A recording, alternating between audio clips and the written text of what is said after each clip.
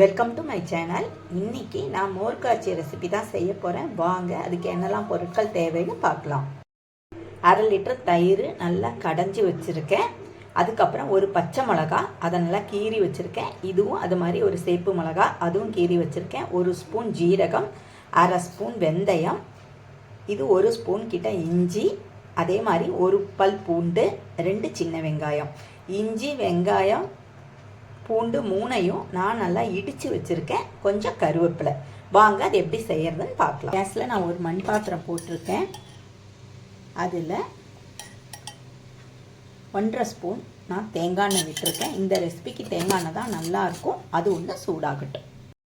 எண்ணெய் சூடாகிடுச்சு. நான் கடுகு சேர்த்துக்கிறேன். கடுகு ஒன்று பொரியட்டும்.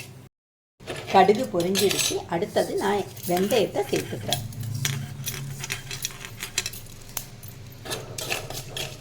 அதுக்கப்புறம் ஜீரகம்,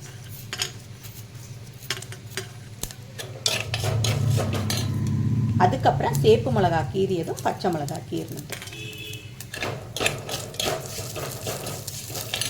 அதுக்கப்புறம் கருவேப்பிலை, சின்ன வெங்காயம், பூண்டு, இஞ்சி உள்ளதையும் நான் அதில் சேர்த்துக்கிறேன்.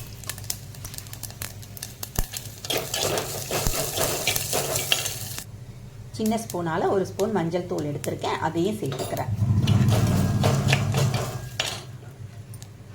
தேவையான அளவு உப்பு.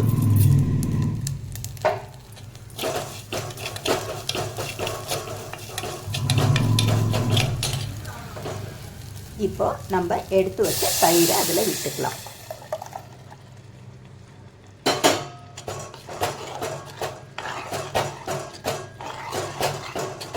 இது கொதிக்கக்கூடாது, நுரைச்சி வந்தால் போதும். கொஞ்சமாக பெருங்காயத்தூளும் சேர்த்துக்கிறேன்.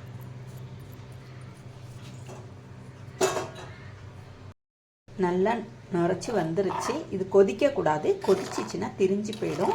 அவ்வளோதாங்க, நம்மளோட மோர் காய்ச்சியது ரெடி ஆகிடுச்சு. இது ஒரு கேரளா ரெசிபி. சூப்பராக இருக்கும். நமக்கு குழம்பு வைக்கிறதுக்கெல்லாம் அலுப்பாக இருக்கிற டயத்துலேயும், காய்கறி இல்லைன்னு நினைக்கிற டயத்துலையும் இது உங்களுக்கு ரொம்ப யூஸ்ஃபுல்லாக இருக்கும். உங்களுக்கு டைம் கிடைக்கிறப்போ ஒரு வாட்டி செஞ்சு பாருங்கள். அடுத்த வீடியோவில் பார்க்கலாம். பாய்.